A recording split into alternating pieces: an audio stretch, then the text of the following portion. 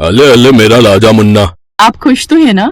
खुश? अरे मैं बहुत खुश हूँ अम्बा, तुमने मुझे इतना प्यारा लाल जो दे दिया, और देखो तो कितना गोरा है ये। भगवान का शुक्र मनाइए कि मुझ पर गया है, वरना आप तो सांवले हो। अगर आप पर चला जाता तो फिर तो हो जाता इसका कल्याण। ये तो सही कह रही हो तुम। बताओ, इतना प्यारा बच्चा देने के लिए क्या इनाम लोगी तुम? पक्का इनाम दोगे? मैं तो चेन लूंगी सोने की। ठीक है, वादा, चैन सिंह तुम्हें सोने की चेन जरूर देगा। चैन सिंह की बात सुनकर उसकी पत्नी अंबा देवी खुश हो गई। चैन सिंह अपने गांव के बड़े जमींदार थे, बड़ा सा घर था और नौकर चाकर भी। चैन सिंह जहाँ थोड़े सांवले थे तो वहीं उनकी पत्नी अंबा एकदम गोरी, और अंबा को इस बात पर बड़ा घमंड था। ये गोरेपन की लालच की बीमारी पुरानी थी, इसीलिए चैन सिंह की अम्मा ने भी बड़ी ढूंढ कर गोरी अंबा से उनकी शादी कराई थी। अंबा और चैन सिंह का पहला बच्चा गोरा पैदा हुआ। इसी तरह कुछ साल बीत गए और फिर सुनिए जी, मुझे डॉक्टर के पास ले चलिए ना। क्या हुआ भाग्यवान, सब ठीक तो है ना? मुझे लगता है कि आप फिर से पिता बनने वाले हैं। क्या सच में? ए भाग्यवान, इस बार एक बेटी दे दे तो मेरा परिवार पूरा हो जाए। हाँ जी, मेरी भी यही ख्वाहिश है। लेकिन देखो अम्बा, बेटा भले ही काला हो जाता लेकिन बिटिया तो गोरी ही चाहिए। हाँ कह तो ऐसे रहे हो जैसे मैं ही रंग लेकर कोख में बच्चों को रंग रही हूँ। अंबा का अंदाजा सही था। कुछ महीने बाद उसने एक प्यारी सी बच्ची को जन्म दिया। किस्मत से वो बच्ची भी बहुत गोरी थी। उसे देखकर तो चैन सिंह बलियों उछल पड़े। हाँ, बस अब मेरा परिवार भी पूरा हो गया और मेरी हर इच्छा भी। अम्बा देखो तो, ये तो गौरव से भी ज्यादा गोरी है। मैं इसका नाम हाँ गौरी रखूंगा। अरे वाह, ये तो बढ़िया नाम है, गौरव की बहन गौरी। चैन सिंह और अंबा बहुत ज्यादा खुश थे। चैन सिंह को इस बात की तसल्ली थी कि वो भले ही सांवले थे लेकिन उनके दोनों बच्चे मैदे जैसे सफेद थे। फिर एक दिन, गौरव, गौरी, आओ अंदर आ जाओ। माँ हम खेलने। नहीं, अब शाम को खेलना, देखो कितनी धूप हो गई है, काले पड़ जाओगे। चलो जल्दी अंदर आ जाओ। ये रोज की कहानी थी। अंबा हो या चैन सिंह अपने बच्चों को ज्यादा देर धूप में खेलने नहीं देते थे कि कहीं वो काले न पड़ जाए। ऐसे वक्त गुजरता गया। कहानी 25 साल आगे बढ़ गई और अब गौरव शहर में नौकरी करने लगा, तो इधर गांव में गौरी की पढ़ाई भी पूरी हो गई थी। अंबा और चैन सिंह की भी उम्र होने लगी थी। फिर एक दिन, ये देखो अम्बा। ये कौन है? क्या नाम है इसका? कुणाल नाम है इस लड़के का। सरकारी जॉब है, हर महीने 80,000 रुपए कमाता है। शहर में 2 मंजिल का मकान है और सबसे बड़ी बात, इकलौता लड़का है। हाँ, अब वो सब तो ठीक है, पर अपनी गौरी के सामने इसका रंग थोड़ा दबा हुआ नहीं है? अरे मर्द जात कहाँ इतनी गोरी होती है, और वो तो तुम्हारी गोरी मैदे जैसी सफेद है, इसलिए तुम्हें ये सांवला लग रहा है, वरना गेहुआ रंग है। मुझे तो कोई दिक्कत नहीं लगती। हाँ तो ठीक है, एक काम करो, गौरव को बुला लो, वो भी आकर लड़के और उसके परिवार से मिल लेगा। ठीक है, मैं अगले हफ्ते ही इन लोगों को बुला लेता हूँ। एक हफ्ते बाद गौरव छुट्टी लेकर शहर से गांव आ गया। उधर कुणाल भी अपने परिवार के साथ गौरी को देखने के लिए आया। सभी लोगों को कुणाल पसंद आया और उधर कुणाल के परिवार ने तो गौरी को देखते ही हाँ कर दी। फिर शाम को कुणाल के परिवार के जाने के बाद, आहा, आज मैं बहुत खुश हूँ। एक अच्छा परिवार मिल गया मेरी गौरी को। अब इसके हाथ पीले कर दूं और फिर बस एक सुंदर सी और गोरी बहू आ जाए तो जीवन धन्य हो जाए। माँ मुझे कुछ कहना था आप दोनों से। हाँ हाँ हाँ, बोलना, क्या बात है? कुछ चाहिए तो बता। आज तेरा पापा बहुत खुश है, जो बोलेगा दे दूंगा। बता। पापा, वो मेरे ऑफिस में एक लड़की है, कविता नाम है उसका। वो एक्चुअली हम दोनों एक दूसरे से ना बहुत प्यार करते हैं और शादी करना चाहते हैं। हैं? क्या? अरे ये तो बहुत ही अच्छी बात है, तूने तो हमारा काम बहुत आसान कर दिया। वाह भैया, आप तो बड़े छुपे रुस्तम निकले। कितने सालों से चल रहा है ये सब? 4 साल हो गए, कभी हिम्मत ही नहीं जुटा पाया आप सबको बताने की। आज गौरी की शादी तय हो गई तो सोचा मैं भी बता दूं। लो बताओ, 4 सालों से एक लड़की को पसंद कर रखा है और ना बहन को बताया और ना माँ को। कोई फोटो वोटो है उसकी? ऐसे कैसे नहीं होगी, ढेरों फोटो होंगी इनके फोन में। दिखाओ ना भैया। गौरव ने शर्माते हुए मोबाइल खोला और उसमें से कविता की फोटो निकाल कर दिखाई। कविता एकदम काली थी और ये देखते ही अंबा और गौरी का मुंह खुला का खुला रह गया। उन दोनों को ऐसे देखकर चैन सिंह बोले, अरे क्या अप्सरा देख ली क्या, जो ऐसे मुंह खोलकर बैठ गई हो तुम दोनों? लाओ भाई, मुझे भी तो दिखाओ। गौरी ने अपने भाई के हाथ से मोबाइल लेकर चैन सिंह को दे दिया। चैन सिंह ने जैसे ही कविता का फोटो देखा तो उनका भी मुंह खुला का खुला रह गया। अरे ये अप्सरा नहीं, ये तो राक्षसी है। पापा ये क्या कह रहे हैं आप? और नहीं तो क्या बेटा, तुझे रतौंधी हो गई है क्या? इसका रंग देख और अपना रंग देख। रंग में क्या रखा है पापा? कुणाल भी तो सांवला है ना। अरे वो गेहुआ है और ये काली कलूटी। तुझे हो क्या गया है गौरव? तू एक काम कर, मेरे साथ मटर वाली दरगाह चल, वहां मटरू मियाँ से तुझे झड़वा देती हूँ। हो ना हो तुझ पर जरूर कोई टोटका हुआ है।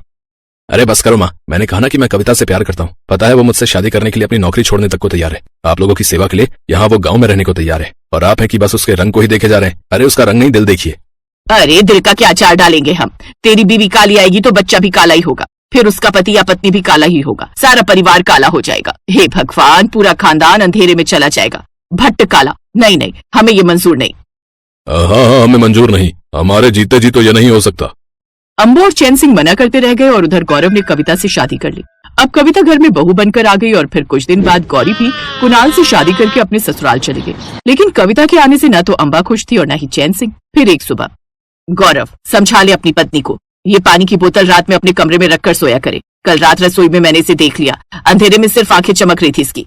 हाय, ऐसा भयानक मंजर था कि बस मेरा तो दिल ही बैठ गया था। हाँ या उसको बोल कि कुछ मोमबत्ती वगैरह साथ लेकर जाया करे। रहने दो जी, फिर तो पूरी चुड़ैल लगेगी। आज तो मैं बच गई, अगर मोमबत्ती के साथ देख लिया तो सीधा शमशान ही ले जाना मुझे। तूने अपनी मनमानी कर तो ली, लेकिन देखना एक दिन इस घर में भूतों का राज होगा। हाँ, हर तरफ काले काले बच्चे सफेद सफेद आंखें फाड़ कर घूमेंगे। हम तो उम्र से पहले ही मर जाएंगे। गौरव अपने माता पिता को लाख समझाता, लेकिन वो कहाँ समझने वाले थे।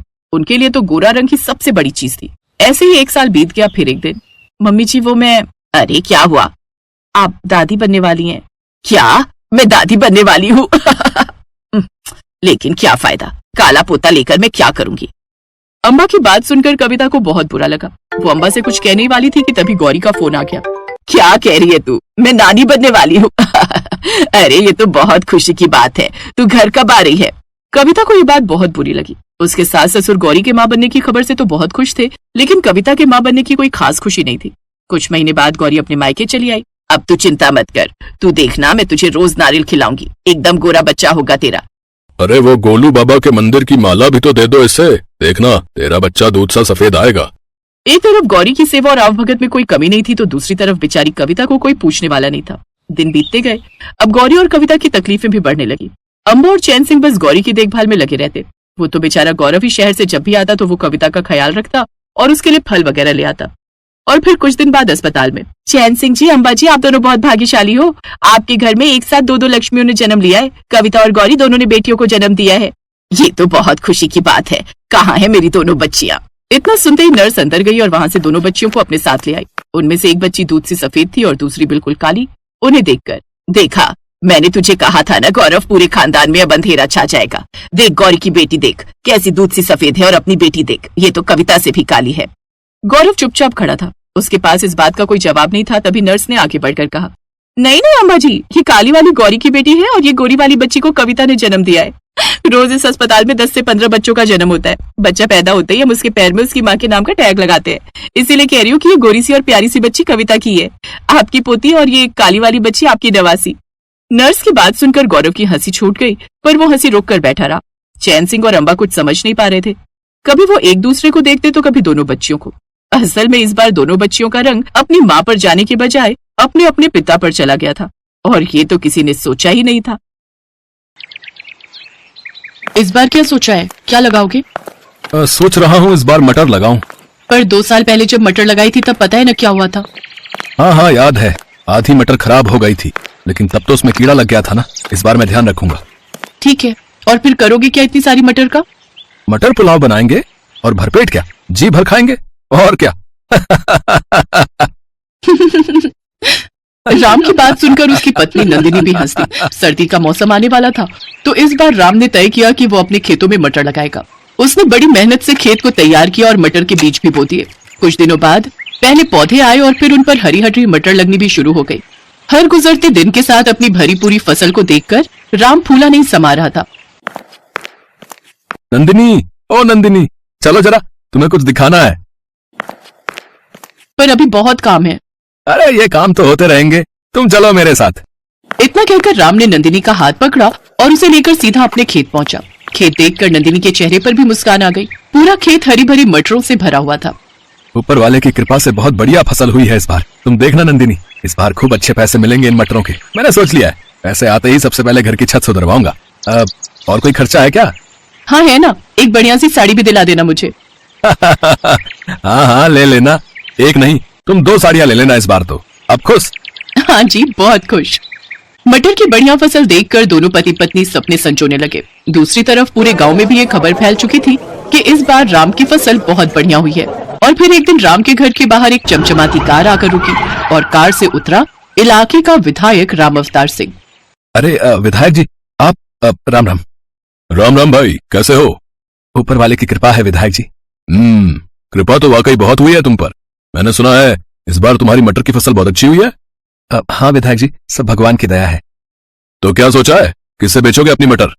अभी तो कुछ ऐसा सोचा नहीं है विधायक जी, जहां सही दाम मिल जाएगा वहीं दे दूंगा। अरे तो हम काय के लिए हैं, हमको दे दो अपनी सारी मटर। हम पूरे 15 रुपए देंगे तुम्हें 1 किलो के। पर शहर में तो इस बार 25 से 30 रुपए किलो बिक रही है मटर। देखो राम, मटर है, गेहूं नहीं, जो कई महीने संभाल लोगे। 2 दिन बाद सूखने लगेगी सारी की सारी। मेरे पास स्टोरेज की सुविधा है, मैं तुम्हारी सारी मटर खरीद लूंगा हाथों हाथ। ठीक है विधायक जी, मैं आपको शाम तक बताता हूँ। राम को दुविधा में छोड़कर विधायक वहां से चला गया और फिर उसके जाने के बाद क्या करूं नंदिनी, कुछ समझ नहीं आ रहा। ये विधायक हम गरीब किसानों का हमेशा फायदा उठाता है, हमसे कम पैसों में फसल खरीदकर शहर में ऊंचे दामों पर बेचता है। मेरी मानो तो आपको कुछ और लोगों से भी बात करनी चाहिए। इतना आसान नहीं है नंदिनी, रामावतार की मर्जी के बगैर कोई व्यापारी मेरी मटर नहीं लेगा, उससे कोई बैर नहीं लेना चाहता। और मुझे डर इस बात का है कि अगर सारी मटर यहीं सड़ गई तो 1 पैसा नहीं मिलेगा। हाँ, अच्छा तो फिर क्या कर सकते हैं? विधायक जी की नजर हमारी फसल पर है तो बेचनी तो उसे ही पड़ेगी। अच्छा सुनो, अब खाने में क्या बनाया है? गर्मा गर्म मटर पुलाव है जी। अरे वाह, तो जल्दी से ले आओ फिर, बड़ी भूख लगी है। पिछली बार राम ने अपने खेत में धान बोए थे और उस बार भी उसकी फसल अच्छी हुई थी, तो घर में चावलों की कमी नहीं थी। और जब इस बार मटर आई तो नंदिनी ने सबसे पहले मटर पुलाव बनाकर ही राम को खिलाया, क्योंकि मटर पुलाव राम को बेहद पसंद भी था। जब राम और नंदिनी खाना खा रहे थे तभी उन्हें बाहर से शोर सुनाई दिया। लोगों के चीखने चिल्लाने की आवाजें आ रही थी। दोनों ने फौरन बाहर निकलकर देखा तो पूरा गांव जल रहा था। आग बहुत बढ़ चुकी थी, लगभग सारे घर जल रहे थे। बस एक राम का घर सुरक्षित था, क्योंकि वो उसके खेत के किनारे ही था और बाकी के घरों से दूर था। राम खाना छोड़कर फौरन लोगों की मदद के लिए दौड़ा। काफी देर बाद आग तो बुझा ली गई, लेकिन गाँव के सारे घर जलकर राख हो चुके थे। सारा सामान, सारा राशन, सब कुछ राख बन चुका था। हिम्मत रखिए आप सब, हम सब मिलकर कुछ ना कुछ जरूर कर लेंगे। काम करते हैं, विधायक जी के पास चलते हैं, उनसे मदद मांगते हैं। हाँ, ठीक कह रहे हो, चलो चलते हैं। पूरा गांव रामावतार विधायक के पास पहुंचा। गांव के लोगों ने विधायक से अपनी परेशानी बताई तो विधायक ने उन सबको दुत्कार दिया। चलो, अब क्या बस यही काम रह गया है? लापरवाही करो तुम, आग लगाओ तुम, और भरपाई करूं मैं, मतलब की सरकार। गांव के लोगों को विधायक पर गुस्सा आ रहा था, पर वो मजबूर थे और मुंह लटकाकर वहां से जाने लगे। तभी विधायक ने राम को आवाज लगाई। अरे राम, यहाँ आओ, इनका चक्कर छोड़ो। तुम्हारी फसल तो ठीक है ना? हाँ जी, मेरी फसल तो बिल्कुल सुरक्षित है। हाँ तो एक काम करो, 16 रुपए ले लेना भाई, लेकिन अब जल्दी सौदा पक्का करो और सारी मटर यहाँ पहुंचाओ, समझे? विधायक जी माफ करो, लेकिन मैं आपसे कोई सौदा नहीं करना चाहता। अच्छा, तो क्या करेगा मटर का? है किसी और को मैं तुझे बेचने नहीं दूंगा। मैं चाहे तालाब में डाल दूं, पर आपको नहीं दूंगा अपनी मटर। रामावतार ने मजबूर गांव वालों की मदद नहीं की। इस बात से राम बहुत नाराज था। उसने विधायक से सौदा करने से साफ इनकार कर दिया। फिर घर लौटते हुए उसने गांव के कई बच्चों को भूख से रोते बिलखते देखा और फिर नंदिनी, घर में कितना चावल है? काफी है, वैसे क्यों पूछ रहे हो? हमारे पास मटर की कोई कमी नहीं है। तुम एक काम करो, मैं कुछ लोगों को साथ लेकर एक बड़ा चूल्हा बनाता हूँ और तुम गाँव की औरतों के साथ मटर पुलाव बनाने की तैयारी करो सबके लिए। जब तक मेरे घर में मटर और चावल का एक भी दाना है, मेरे गाँव का कोई बच्चा भूख से नहीं रोएगा। लेकिन फिर हम लोग अपने बारे में बाद में सोचेंगे नंदिनी, फिलहाल गाँव के बारे में सोचना है। नंदिनी ने इसके बाद कुछ नहीं कहा और खाना बनाने की तैयारी शुरू कर दी। अगले कुछ दिनों तक नंदिनी की रसोई में ढेर सारा मटर पुलाव पकता रहा और गांव के लोगों की भूख मिटाता रहा। पूरा गांव राम और नंदिनी को दुआएं दे रहा था। लेकिन फिर धीरे धीरे राम के घर चावल और मटर खत्म होने लगे और राम और नंदिनी सोच में पड़ने लगे। तभी एक दोपहर को कुछ ऐसा हुआ जिसकी उम्मीद किसी को नहीं थी। अरे मुख्यमंत्री साहब, आप मुझ गरीब के घर। राम राम साहब। अरे नंदिनी, ओह साहब, आप अंदर आइए। नहीं, यहाँ बैठिए साहब। अरे बस करो भाई, तुम पहले ही बहुत कुछ कर चुके हो। यहाँ जो कुछ हुआ उसके बारे में मुझे सब पता चल चुका है, लेकिन अब किसी को परेशान होने की जरूरत नहीं है। मैंने आदेश दे दिए, कलेक्टर साहब सारी व्यवस्था कर देंगे। बहुत बहुत शुक्रिया साहब, अब तो कुछ नहीं चाहिए। चाहिए, हमें चाहिए तुम्हारे जैसे उम्मीदवार जो सच्चे दिल से जनता की सेवा करें। यहाँ के विधायक की सारी पोल पट्टी खुल चुकी है और इस बार के चुनाव में तुम्हें इस इलाके से टिकट देना चाहता हूँ, ताकि यहाँ सही मायने में विकास हो सके। सीएम साहब की बात सुनते ही गांव के लोग सीएम साहब और राम की जय के नारे लगाने लगे। सीएम भी समझ चुके थे कि अब राम को विधायक बनने से कोई नहीं रोक सकता, क्योंकि जनता राम के साथ थी। राम ने भी हाँ कर दी और फिर सीएम साहब के जाने के बाद, सुनिए ना, जब आप विधायक बन जाएंगे तब तो मेरे लिए साड़ी ला देंगे ना? हाँ हाँ,